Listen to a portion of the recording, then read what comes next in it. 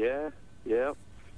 Yeah, they had the Roots. It had a lot of Philly acts up in the video. We actually did that video we was in a shot outside of Gino Steaks, here in Philly. And I believe 3 Times Dope was in the video too. Yeah, 3 Times Dope was in the video, yeah. Yeah, it was definitely a great time to see all of those acts. And then, of course, I think everybody kind of knew Boyz II Men was big, but nobody never knew how, big Boyz II Men was going to get. Right. Because when I listened to Cool Out Harmony, that album was straight R&B, while 2 was more pop because they were coming from the success off of End of the Road. Right. With Babyface for the Boomerang soundtrack. Yeah, man, it just seemed like we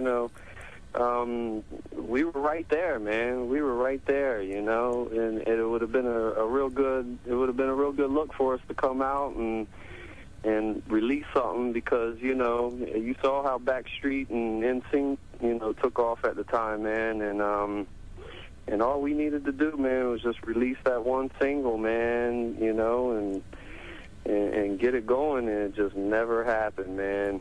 Okay, so you're coming off of not having anything released as Sudden the Patent White Guys. Now tell me about Outsiders for Life.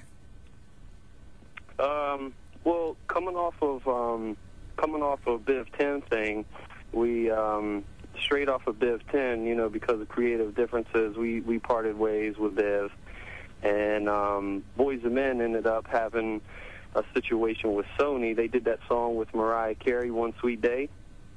And because they did that song with Mariah Carey, Tommy Mottola over at Sony gave them a label deal over at Sony.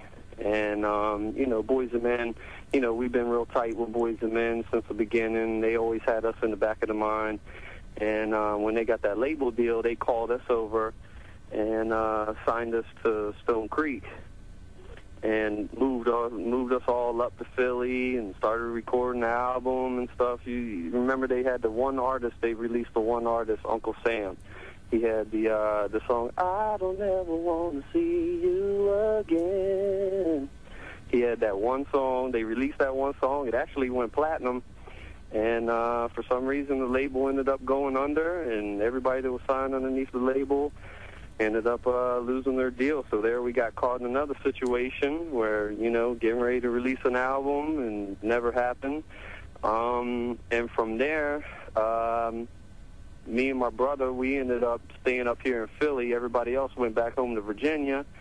And then we started having creative differences. Like a couple people in the group wanted to start doing this, and me and my brother wanted to start doing something else. And then we started, parting ways. Outsiders for Life ended up picking up 2 other members. They ended up signing with Blackground, and they ended up doing their own thing. Me and my brother started doing our own thing, and then, I started doing my solo thing. I actually had a single last year that was on Billboard that reached all the way up to number 7 on R&B sales chart, called Gotta Love. They started doing their thing. I started doing my thing, and I'm still doing my thing now. I'm still releasing new music, still producing and writing for other people, for major artists, and just keeping it moving.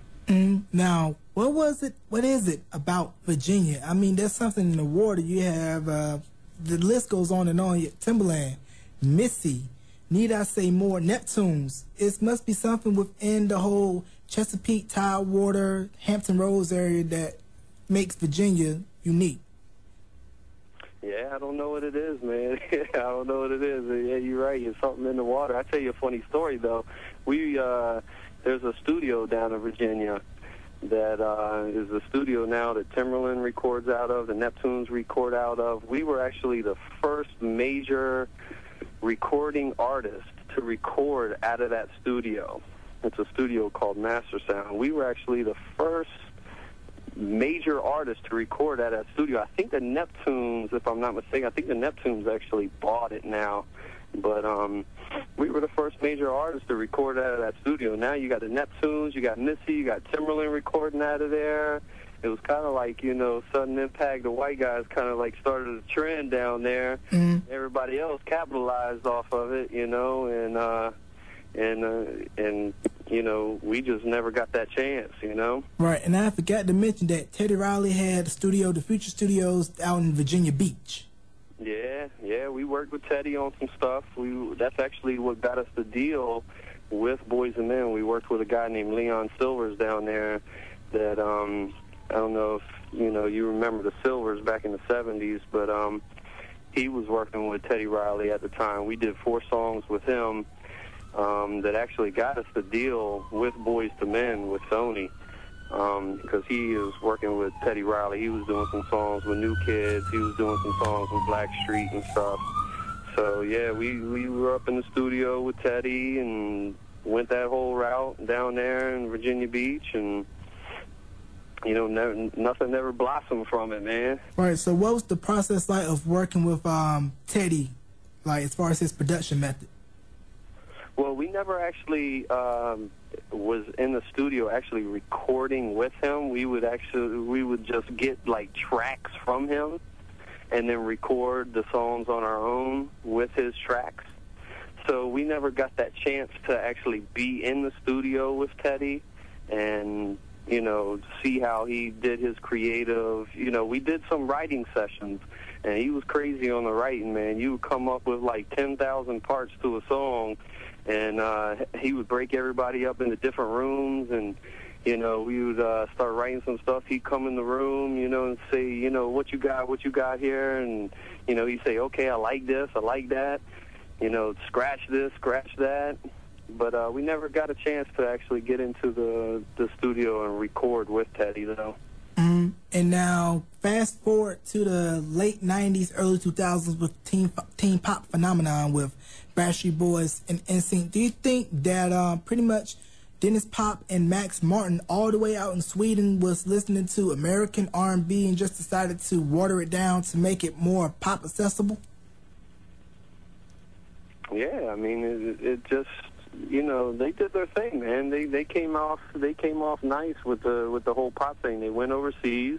You know, those two groups, they went overseas first, and, you know, got a good fan base built, and then kind of like the Beatles, and, you know, then came back over here to the States and then started doing their thing. You know, when Boys and Men started fading out a little bit, you know, that's when the whole boy band, the whole white boy band thing came in, you know, and that's when we should have jumped in the game right there. Mm-hmm.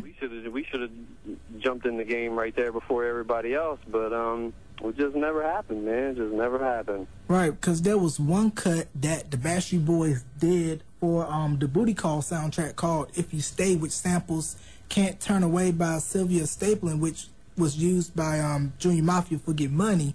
And then when I interviewed Donna Wright, who was right around during that period, I think she said that the guys really kind of didn't want to do that record, but it had a more R&B edge before Backstreet started doing the poppy stuff like Quit Playing Games and I'll Never Break Your Heart and all the other hits that they're known for.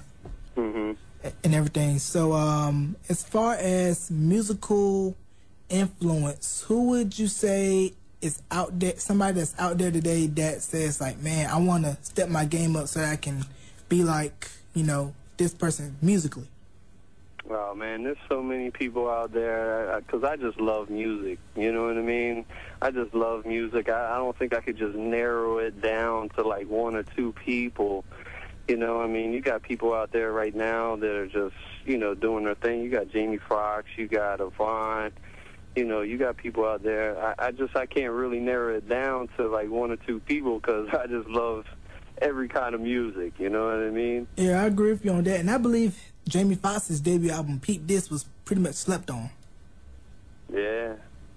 And the guy that just did Blame It is a guy that we used to work with years ago, this guy Chris Henderson. He's from VA, too. He's the one that did that track, Blame It.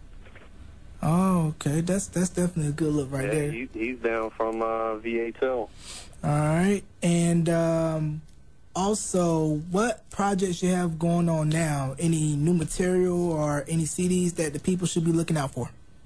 Oh yeah, definitely, man. You can always go to my MySpace You know, my MySpace is always jumping, you know, MySpace.com, Aaron Kane 7, AARONKANE 7.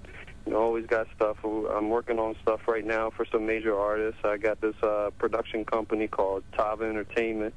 It's TAVA, which stands for Tim and Aaron, and VA Entertainment. We're doing some. We're writing and producing for some major artists right now. And you know, as far as me being an artist, man, I'm always doing my thing. So you know, I always got albums coming out on the net, man. All you gotta do is Google Aaron Kane, man, and you know, all kinds of stuff will come up, man. You'll see videos when my next album's coming out, you know. So, yeah, you can always, I'm always doing something, man. I'm always in the game, so. Now, do you still keep in touch with anybody from the Biv 10 camp and from Son and Pat White guys?